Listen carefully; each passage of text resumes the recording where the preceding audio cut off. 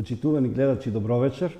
Не знам дали еден ден и на вистина ќе го најдеме тој еден и единствен вистински збор, но ние постојано сме упатени во таа потрага кон вистинскиот збор со нашата емисија, во потрага по вистинскиот збор на Вистел, на вистинската телевизија.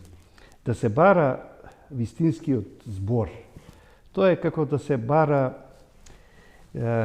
некое мало зрно злато во многу земја, во многу стени, вода и не знам што друго.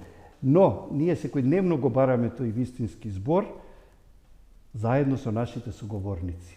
Наш вечерашен соговорник е професор доктор Александар Трајковски.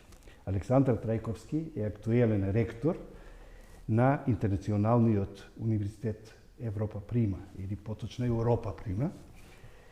Но Александар Трајковски е и автор, човек кој што е мощно активен и многу посветен. Посветен на музиката, или попрецизно на музикологијата, на тие бројни изданија за музиката. Па моето прво прашање, ајде нека биде токму тоа. Од каде определбата за музиката? Александар Трајковски, зошто и како се определи за музиката? Бидејќи ќе кажам дека еден ваш предок, Оцка, или го придав како вика Оцката, Така. е авторот на Абре Македонче. Може би има гени, може би има генетски код, нешто што за кое што ние често и не сме свесни, а кога тогаш излегува на површина. Но прашањето беше Александар Трајковски и музиката. Знам дека можете со сати да говорите на оваа тема. Па ете, како што рековте, вечерва зборот ќе го бараме во музиката. Во музиката. Да, и зборот е и секогаш и присутен во музиката, мислам. И баш така музичките реченици кои го излегуваат се за мене се така еден возвишен дел. Ме прашавте за мојата определба, не ве го спомнавте и Оцка, дедо на брат на мојот дедо, Так, значи мене ми е исто така дедо. Верувам дека ништо не е случајно, верувам дека генетскиот код си работи, си има некои предодредености. Да, верувам дека е тоа така. Како влегува во светот на музиката, може би да речам делува дека случајно влегов, но пак ќе речам ништо не е случајно. Од секогаш сум, уште од дете, многу се интересирав за уметноста, за музичката уметност, за театарската уметност, за филмската уметност. Да, и јас себе си се замислував во животот дека ќе бидам актер. Тоа ми беше моја голема желба како дете. И кога дојде моментот за запишување во средно училиште, доколку постоеше средно драмско, Ќе се запишевте таму. Сигурно ќе отидев таму. А не во музичкото Илија Николовски Николовски во Илија Николовски улој.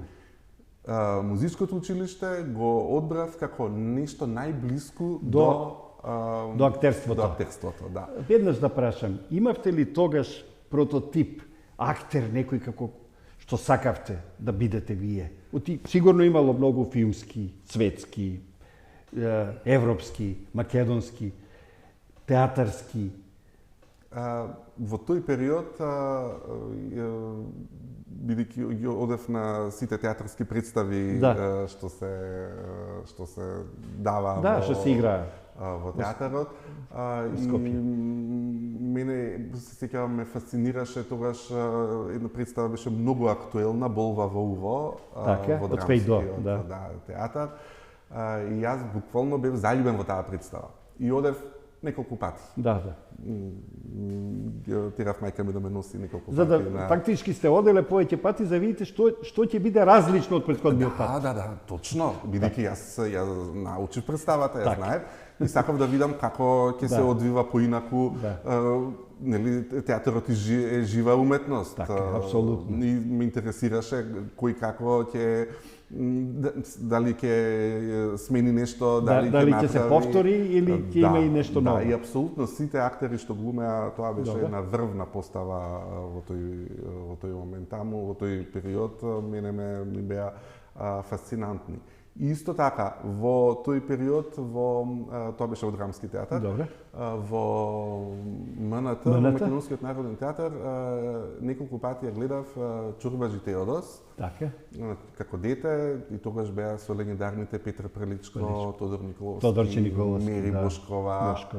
И исто, јас и тука бев фасциниран од сето тоа. Благодарение на моите фамилиарни односи, услови во кои што живеев, во кои што растев, имав можност еве и со Мери Бошкова да бидеме фамилиарни пријатели. Така што ми беа блиски тие... Сте познавале некои од тие актери? Да, тие личности ги познавале. Да, тие личности. А во однос на она светска кинематографија, некако бев воодушевен од Шон Конери во тој период. Имаше така неколку забележителни улоги кои што ми оставија некој впечаток.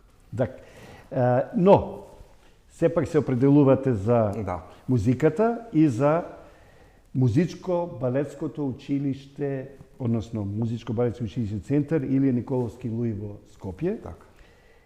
Кое што и го завршувате, таму дипломирате на одделот за музичка теорија и педагогија. Тоа е на факултетот за музичка уметност. Музичка. Да. Во училиштето или Николовски Луи ги посетувате сите тие општи предмети без посебна определба за одсек? Не, уште од... Или уште таму се определихте? Самото запишување, уште од самото запишување, јас... Музичка теорија, истото? Не, јас свирев на труба. Така? Да, свирев на труба. И имав и некои позабележителни настапи, во тој период. И многу квалитетни и добри музички дела ги поминав во свирење во текот на школувањето. После тоа се запишав на факултетот за музичка уметност, каде што се насочив кон изучувањето на музичката теорија и педагогијата. Потоа и магистрирате. Да, на истиот факултет. На истиот факултет на ФМУ, во класата на Викторија Коларовска Гмирја. Така, да, мојата професорка. Вашата професорка и одличен педагог и стручњак. Одличен педагог и јас, бидејќи целиот свој живот се занимавам со областа на солфежот како дисциплина, еве и прилика ова е сега да кажам дека сето она што го научив од областа на солфежот и воопшто од областа на научната работа на истражувањето го научив од професорката Викторија Коларовска. Сега кога ме насочи во кога ја спомнуваме Викторија Коларовска, да го спомнеме и нејзиниот покоен сопруг Гоце Коларовски, исто така мој професор, кој вам би беше професор, а мене ми беше и личен пријател, и јас му бев и се уште сум му многу благодарен што направи неколку композиции на мои стихови. И тие беа навистина едно прекрасно музичко семејство Викторија Гоце Коларовски. А вие потоа, подоцна, докторирате на Институтот за социолошко и политички правни истражувања, докторирате кај професор доктор Ганка Цветанова. Да.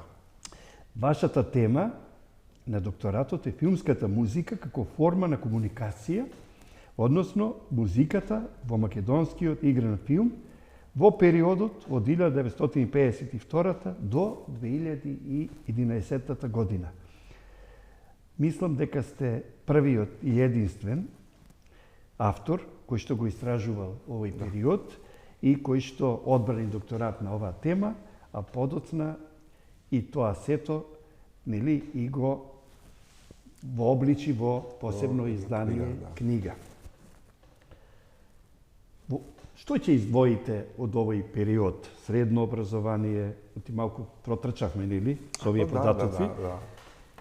Средно образование, потоа високо образование, потоа докторирање и магистрирање.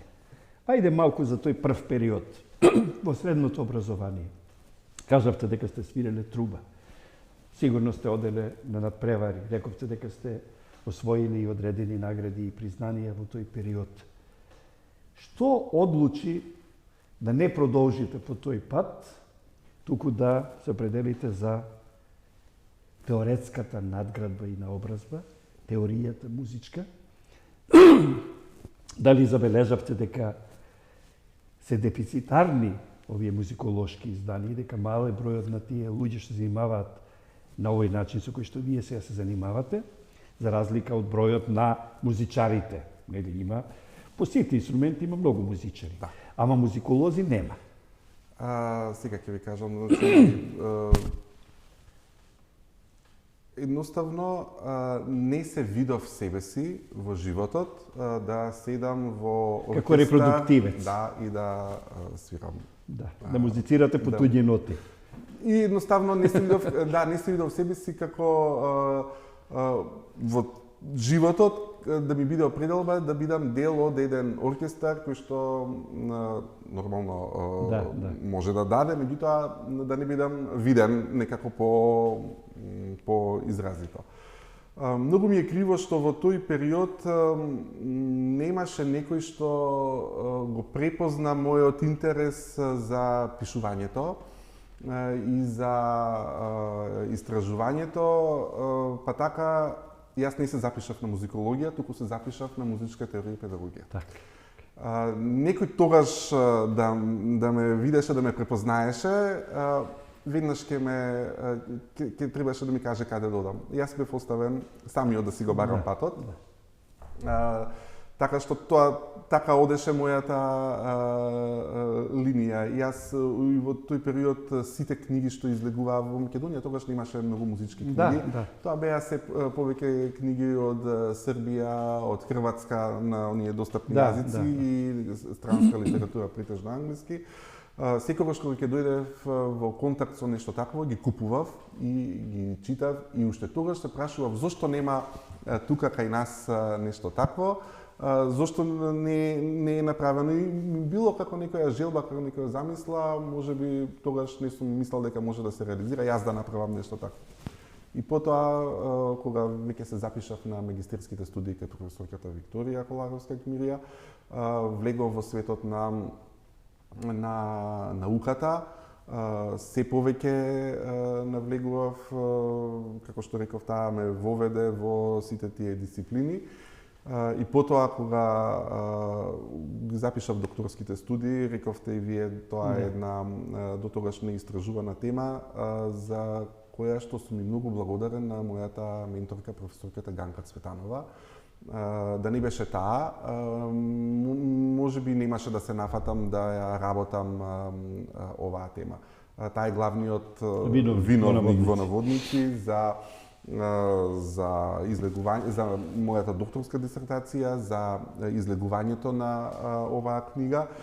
Едноставно таа ми даде, ми отвори едни нови погледи, нови хоризонти во кои што јас тогаш влегов и благодарение на неа дојдов до заокружување на една целина битна за мене лично, затоа што конкретно еве оваа книга и мене ми обележи кариерата, ми го обележи и мојот животен пат и мојот професионален печат, меѓутоа како тема е многу битна и воопшто за македонската култура. Јас ви благодарам за претходниот одговор, кога ве прашав за вашата, така да ја наречам професионална ориентација, зошто се определивте за музикологијата, а не за музиката како изведувач. И вие многу убаво тоа го кажавте, го доловивте. Познавајќи ве вас, вие, иако знаете да работите тимски, сепак сте индивидуалец, човек кој што самиот сака да истражува, да ги провери своите љубопитства и интересирања.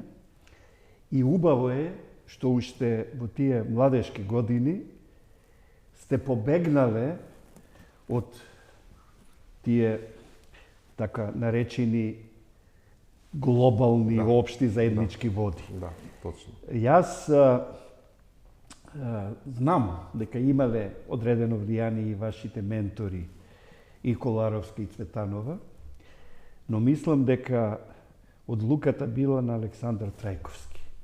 На тој еден млад, љубопитен човек, кој што сакал да остави свој личен печат, и вие тоа фактички и го направивте. Тоа и го реализиравте и го потврдивте. Тоа го правите вие се уште.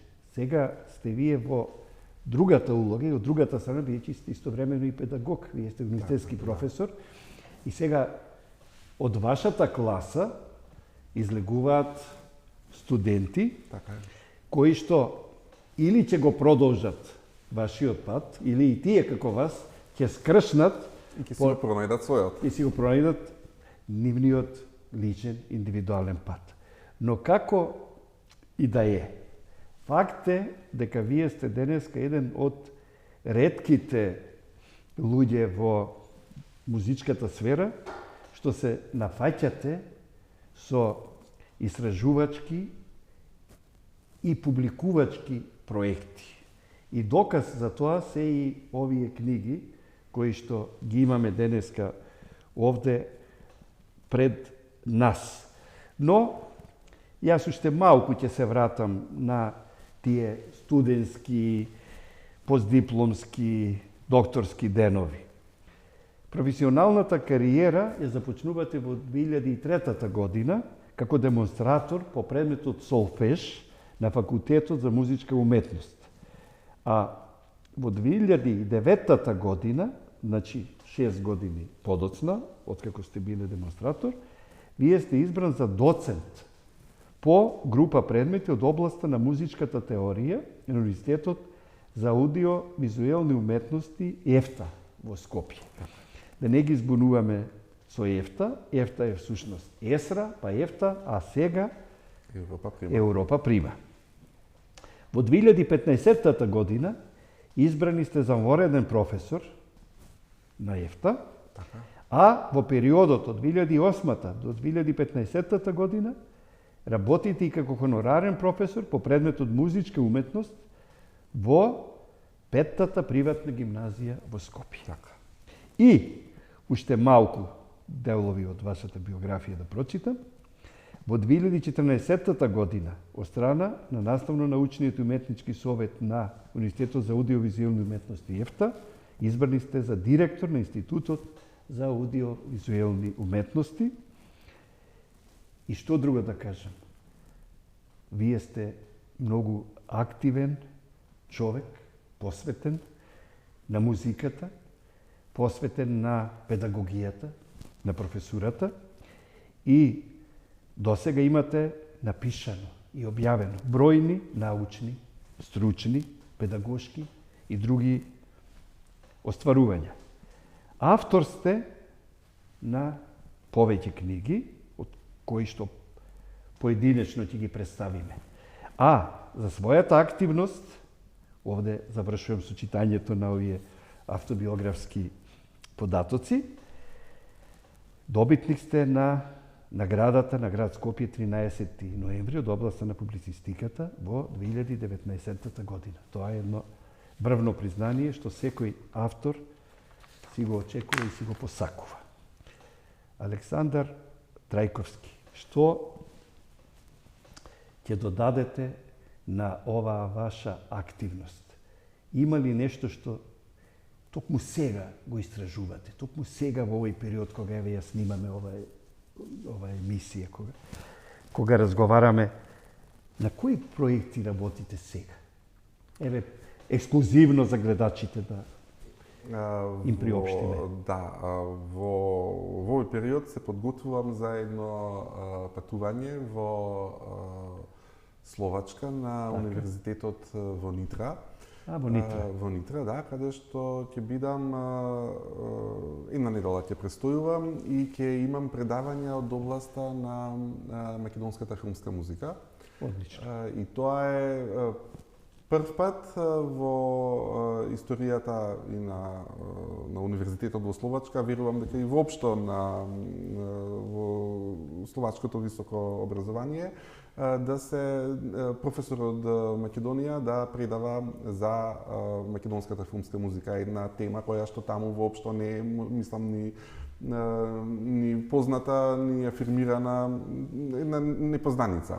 И јас се надевам дека ќе им ги отворам, ќе им ги осветлам тие неколку точки, неколку фокуси од нашето творештво во таа област. Само да се вметнам. Рековте дека во Словачка е тоа непознато. Ја ќе ви кажам дека и во Македонија е тоа непознато. Дури и ние, што колку толку, нели, кога следиме филмот, па и сме пишувале и пишуваме филмска критика, не знаеме многу за филмската музика. Кои се тие во Македонија носители, композитори на филмската музика? Се имаме чувство дека неа ја правел некој од надвор или дека тие што ја правеле во Македонија се малкумина. Може би Љупчо Константинов, може би уште неколкумина други. Но, ајде изворно да чуеме. Имаме ли ние филмска музика македонска? Имаме. Кои се тие главните композитори? Македонска филмска музика, која што е на такво ниво, добро, да ние може во таа област да се носиме и не само и да парираме не само на просторите на поранешна Југославија. Да, туку и Балканот и пошироко. Да, туку Балканот и пошироко. Може би нашата продукција не е толку голема низ овие 72-3 години, почнувајќи од 52 година па до денес. Меѓутоа е доста содржајна и квалитетна. Во однос на филмската музика, да напоменам неколку имиња. Да, ќе ги спомнам, тоа се големи имиња не само за филмската, туку се големи имиња и воопшто во македонската музичка култура. Тоа се луѓе кои што го граделе нашиот национален музички идентитет, почнувајќи од Трајко Прокопиев, добро, Кирил Македонски, Тома Прошев. Потоа тука е Томислав Зографски, Илија Пеовски, го спомнавте вие, Љупчо Константинов, Александар Джамбазов, во еден од понатамошен тука се групата Анастасија, во поновото време зборувам времето од осамостојувањето до денес, Владко Стефановски, Кирил Џајковски, Дуке Бојаджиев, тоа се имиња кои што се докажани во својата област и кои што со својот придонес вградиле по некое камче или би разбекал камен во мозаикот на целокупната македонска кинематографија. Ви благодарам за овој одговор, бидејќи вашиот одговор всушност е освежување на нашата колективна меморија и убаво што ги спомнавте овие млади автори кои што сериозно работат на овој план и убаво рековте не само во локални републички рамки, туку и пошироко. Апсолутно. Балкански и европски. Апсолутно, да. Друг проект имате ли некој покрај Словачка сега што оти малку ве прекина? Да, не, мислам, темата е таа, се надополнуваме. Во последниот период посветен сум и на истражување на развојот на француската опера. Имам за цел да направам една публикација која што ќе го прикаже патот развојот на француската опера воопшто. Тоа ми е една замисла која што... Ова е сериозна тема. Многу сериозна сериозна тема. И знаете како неколку години таа тлее во мене по повод еден франкофонски симпозиум пред некои 7-8 години. Имав еден реферат кој што зборуваше за сличностите и разликите помеѓу оперското и книжевното дело Кармен, и каде што правев една компарација и поставувањето на македонската оперска сцена на таа опера. И оттаму мене ми се почна да ми се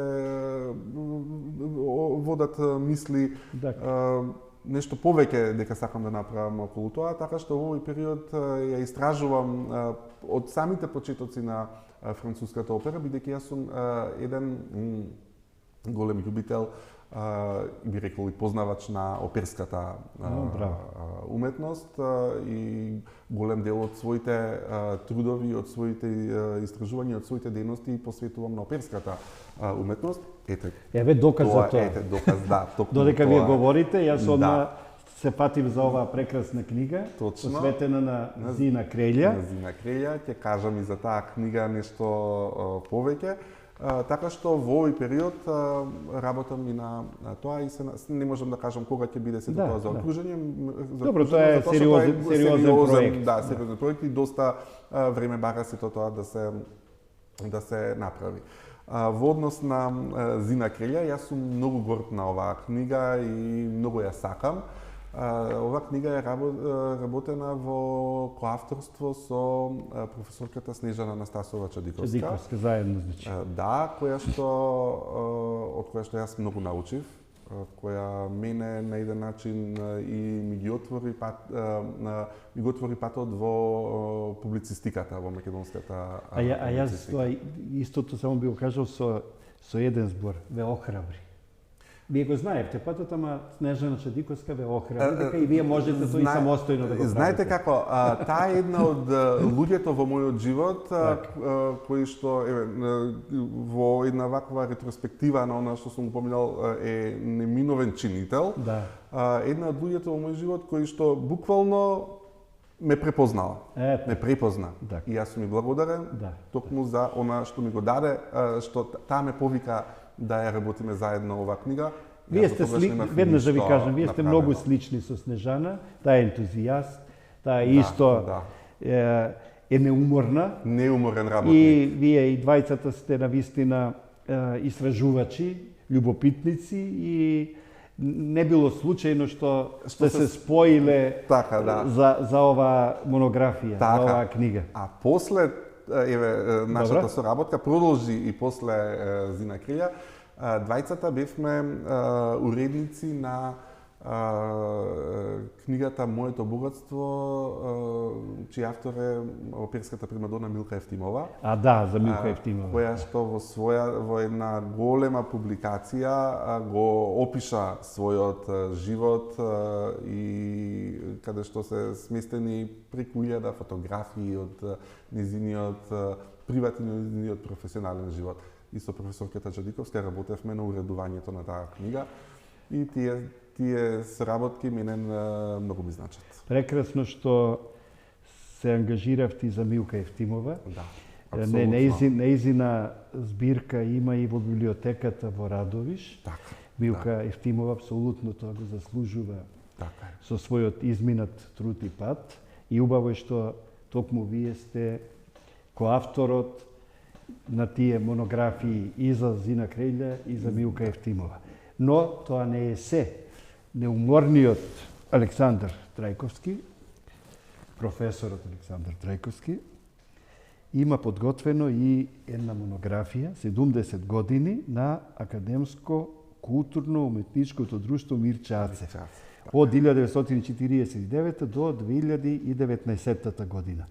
Мирче Ацев беше пои за културно-уметничко друштво на Универзитетот Свети Кирил и Методи, но и пошироко. Ние не знаевме дека има други културно-уметнички друштва на универзитетот, освен Мирче Ацев. И навистина Мирче Ацев имаше многу гостувања во странство, многу беше активно. И верувам дека во тој звезден период, а не мал, овдека е 40, ова, се извинувам, 70 години. А годинава 75 веќе. 75.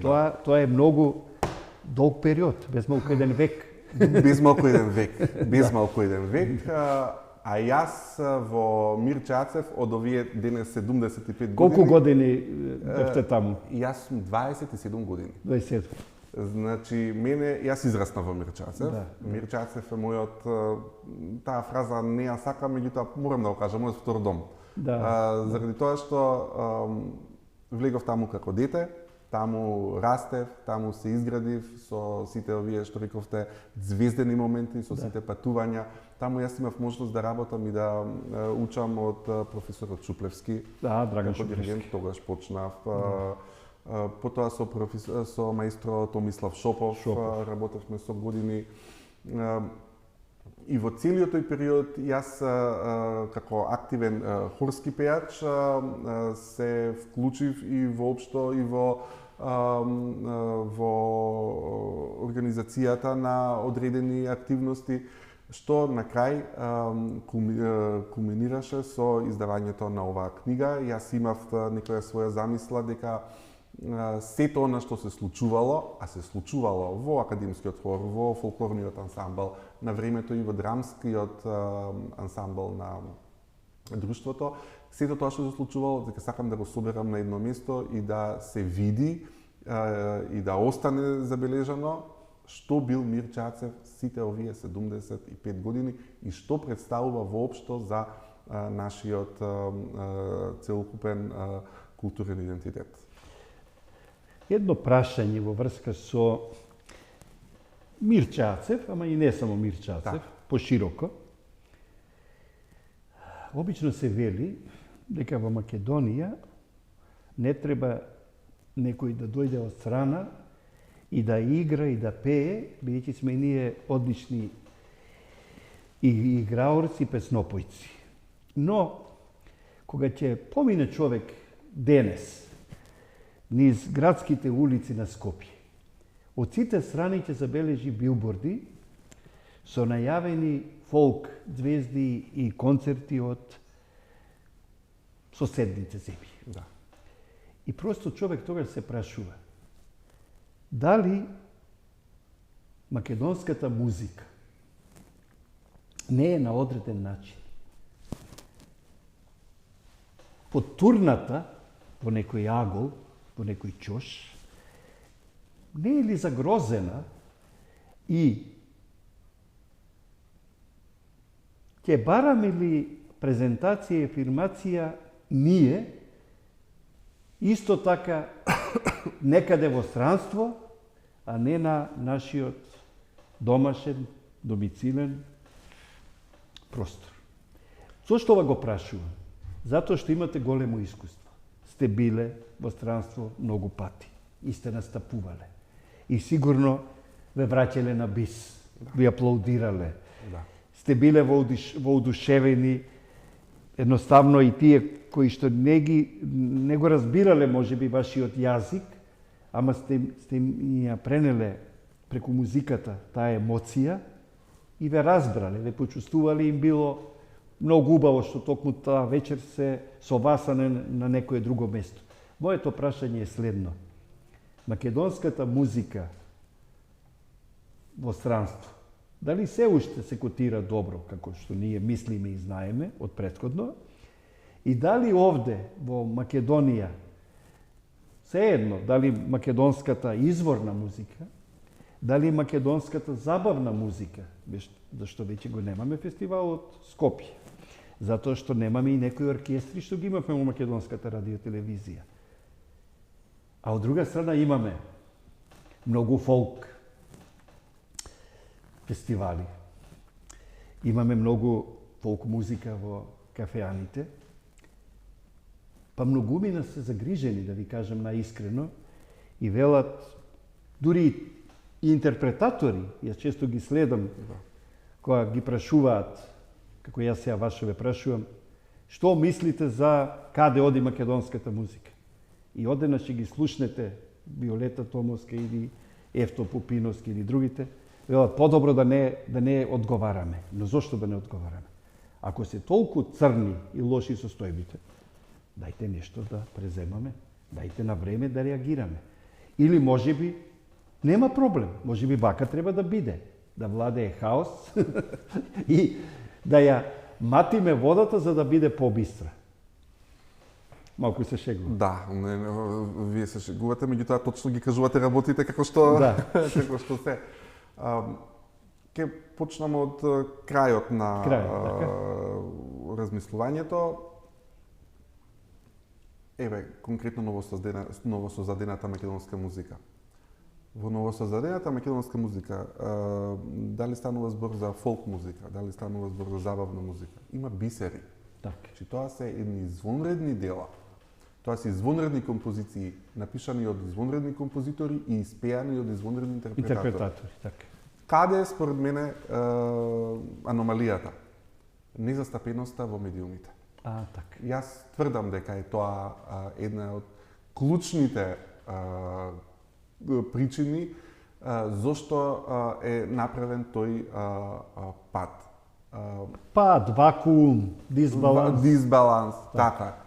Наспроти тоа, ние сега сме сведоци на развојот на друг начин, на други медиуми, Facebook, YouTube, социјални мрежи, Instagram. А таму се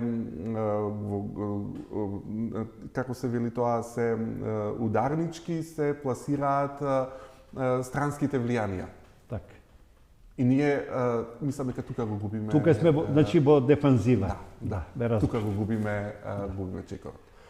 А во однос на настапувањата во странство, еве јас од свое лично искуство ќе ви кажам, со Мирчацев сум бил на неброено многу турнеи, на неброено многу настапи. Сме имали извонредни концерти. Секогаш кога изведуваме... Каде, и се извинувам, во која земја посебно, еве, приемот бил екзалтиран? Кај што биле фасцинирани од вас, од вашиот настап? Сега ќе ви кажам едно од поновите, пред времето на пандемијата, 19-та година, бевме во Шпанија. Во Шпанија. Во една област близу до Барселона. Имавме концерт кој што траеше час и половина. Ама, ко се прошири. Го продолжи. Знаете, по барање на публиката. Што беше таа? Тоа беа еуфорија. Посебно кога ги изведувавме македонските композиции.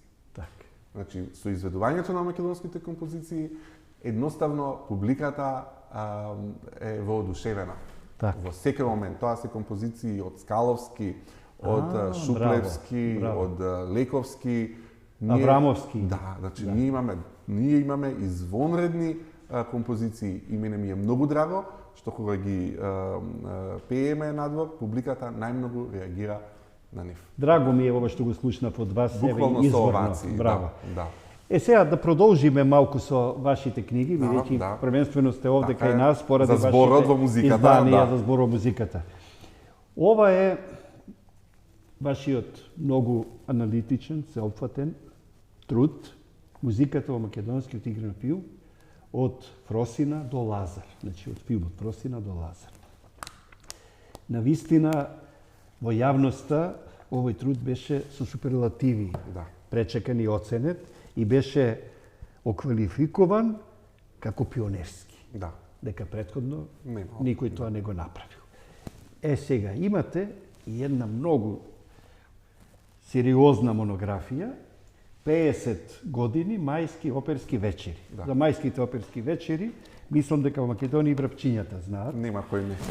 Тоа е една манифестација со рейтинг, со педигре би рекол, брендирана, етаблирана и навистина 50 години да сместите во едно вакво издание е значајна работа.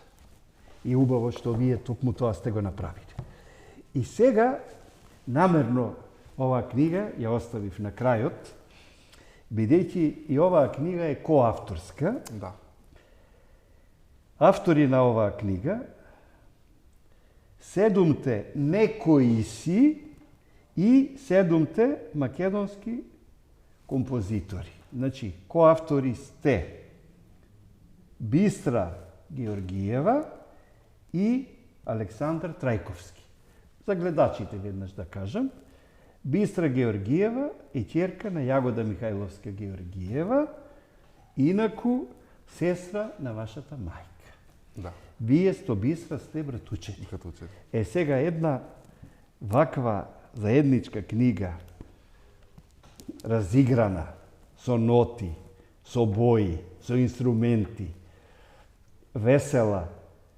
Мислам прво дека ви е едно семејно задоволство, а понатаму мислам дека е ова најава на ваши идни заеднички проекти и изданија, бидејќи кога ќе се спојат една писателка за деца и млади, авторка, и еден музиколог, кој што исто така има афинитети за пишувањето, мислам дека ќе произлезат и други бројни изданија,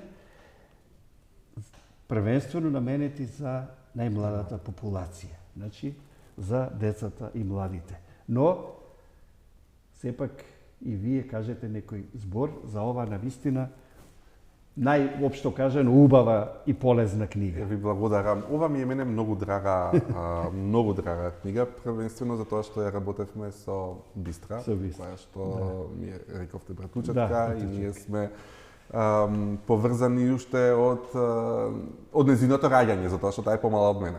Така, како брат и сестра. Буквално како брат и сестра. И секогаш сакавме да размислиме нешто, да работиме заедно.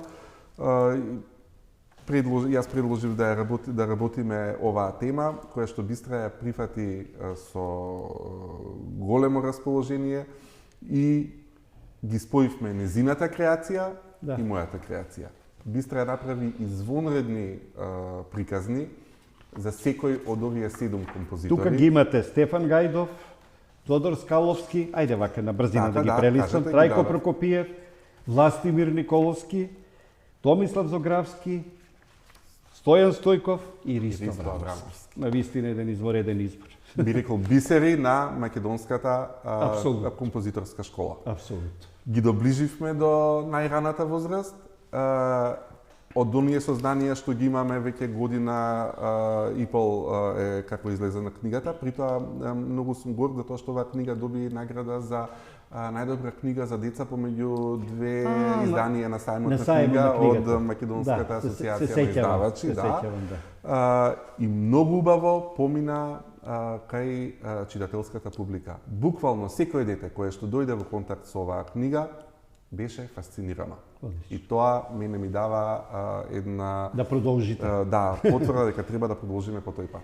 Сега, почитуван Александар, бидејќи се во животот при оваа емисија има крај, ние стигнаме до крајот, ќе ве замолам во оваа наша така наречена отворена книга да изберете една од овие бои, ајде да биде црвената, да ни се подпишете, да ни оставите еден ваш автограм со цело име и презиме, че Александар Трајковски, овдека датумот денешен и овдека една ваша порака или мисла. Добро. Добро, во ред. Ајде по ред некој да одиме. Некој да одиме. Значи, Мојот ракопис не е нешто многу убав. Ако. Александар. Тоа графолозите нека се занимаваат со ракописите. Така, да. Зошто се такви какви што се. За жал, денеска сите многу лошо пишуваме, затоа што многу ретко пишуваме со рака, пишуваме со компјутер и нормално. Овде датумот. Датумот денеска е 12 февруари. Да, 12 2024 година.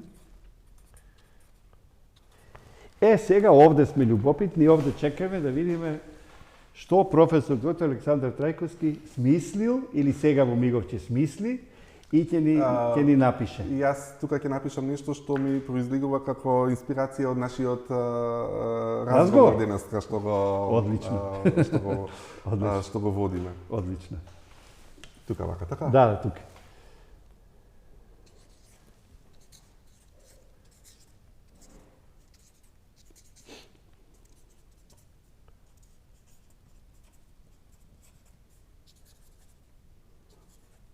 Се слуша само шкатањето на пломасторот. Сега ти го прочитам јас, да.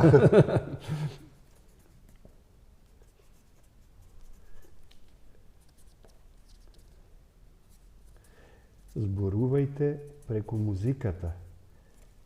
Така ќе излезат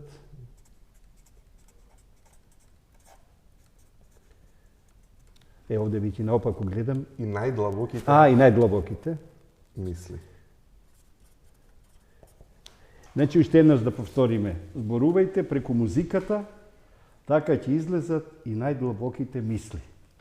Тоа Ви благодарам и еве со рака да ви честитам на се досега што имате создадено и воопшто не се сомневам дека допрва ќе бидат публикувани и вашите нови книги и дека ќе постигнете и бројни други успеси, бидејќи и досега тоа го направивте и го потврдивте. Ви благодарам. Ви благодарам на поканата и ми беше задоволство што учествував. И мене.